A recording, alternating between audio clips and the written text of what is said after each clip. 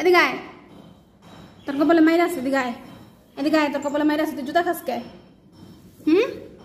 কে রে দিক চাকা টাকা দিকে, এদিকে টাকা, তুই জুতা খাস কে? হ্যাঁ, জুতা কি খাওয়ার জিনিস? জুতা খাস কে লেগা? তুই রেখো, উত্তর দে আমার কথার উত্তর দে, কথার উত্তর দে। তুই জুতা খাস কে লেগা? আমি জুতা কোনো খুঁজে পাই না। তুই জুতারে খাড়ের নিচে নিয়ে আয়, এবার জুতা কামড়াস। আর তুই তুই কি জুতা খাস? তোর মাইর দিমু, দেখিস তোর মাইর দিমু। তুই জুতা খাস ওর মতো। হ্যাঁ, এই যে জুতারে খায়া কি করছে দেখ। মাই শুধু কবি ইন্দুরে খাইয়া লাগছে মনে জুতা। এমন করতে বড় বড় দুটো ইন্দুর আছে, যে ইন্দুর দুটা জুতারে খায়া কি করছে, এই জুতার অবস্থা। হ্যাঁ, এই একটাই আর ওই যে একটাই, এই যে জুতা খাওয়াই না, খালি জুতা খায়। এই যে খালি জুতা খাইব, দুইটা মিলে খালি জুতা খাইব।